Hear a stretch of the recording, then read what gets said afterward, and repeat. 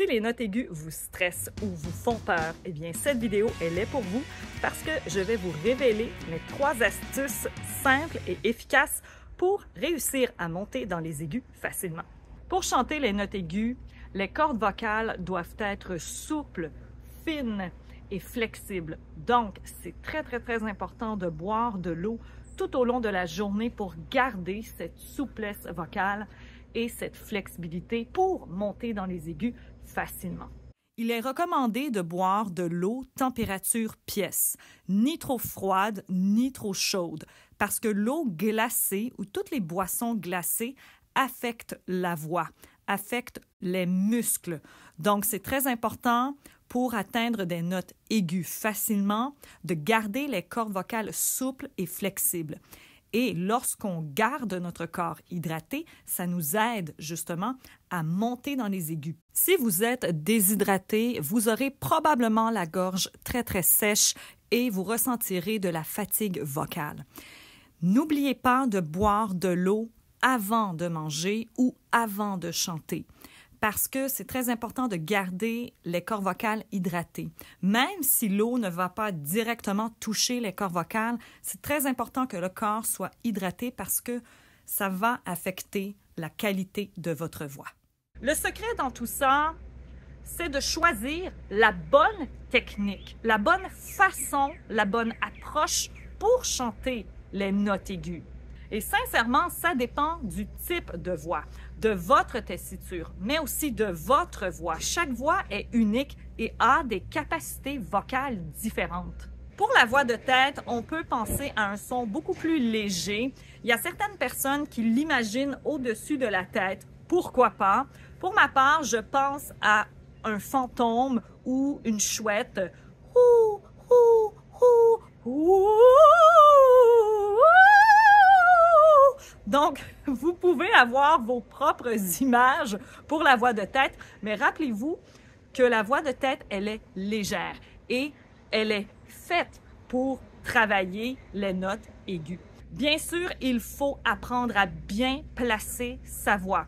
Et quand je parle de placement vocal, je ne parle pas de placer sa voix dans le nez avec du twang. C'est deux choses complètement différentes. Le twang va amener cette brillance. Le son perçant va amplifier. Et c'est pourquoi on en a besoin. J'ai une capsule complète qui explique la qualité vocale twang. Je vous la propose juste ici ou à la fin de la vidéo. Par la suite, on peut penser au triangle vocal. Donc, le triangle, voilà. Donc, on va aller placer le son dans ce triangle pour le mixte, pour la voix de tête. Plus on va monter, il y en a qui ressentent la voix de tête au niveau de la tête. Donc, vous pouvez visualiser à l'aide de votre main le son qui va vers l'avant. Mais vers l'avant ne veut pas dire dans le nez. Et c'est l'erreur que l'on fait souvent lorsqu'on parle de placement ou de twang, c'est qu'on pense nasal, on pense nasalité. Mais il y a une différence entre le nasal, la résonance nasale dont on a besoin pour mixer notre voix, pour avoir de beaux aigus, et la nasalité qui est chantée dans le nez. Avec moi,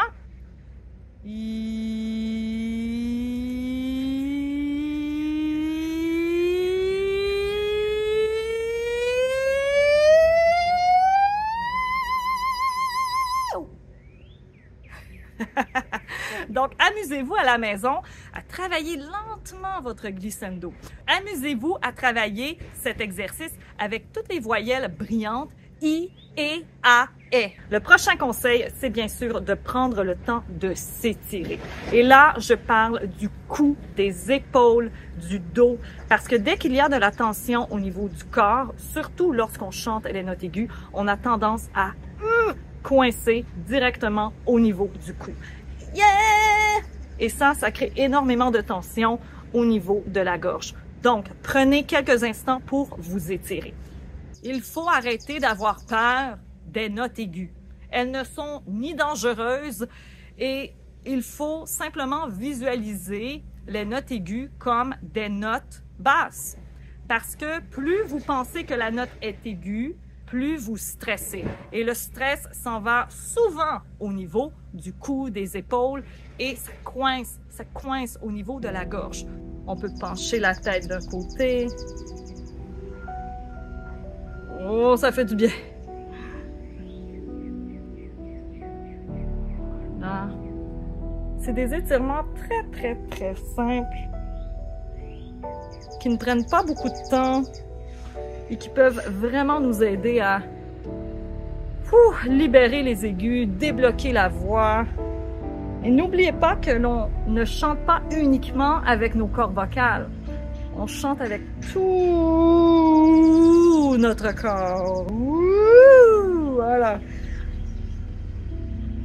Oh, ça fait du bien.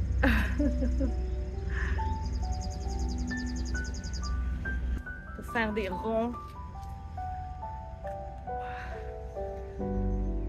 Vraiment, ça aide énormément. L'échauffement corporel avant de chanter, c'est aussi essentiel que l'échauffement vocal. Il commence à faire chaud. Donc, ce sont des exercices très simples que vous pouvez faire, des étirements très simples, les bras, le cou.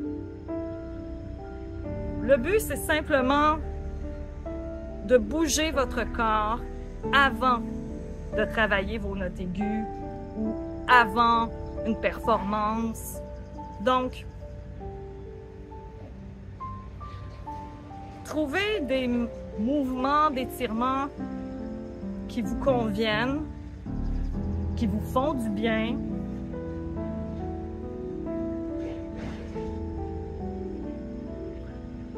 Et essayez de les intégrer à votre routine quotidienne. La pire erreur que l'on peut faire, c'est de se comparer. De comparer nos notes aiguës avec celles des autres ou avec celles de nos artistes préférés. Votre voix est unique et vous avez votre façon de chanter les aigus. Vous avez tous une tessiture, un range vocal très différent, une voix unique. Trouvez ce qui vous distingue, ce qui vous rend spécial et travaillez votre voix de tête.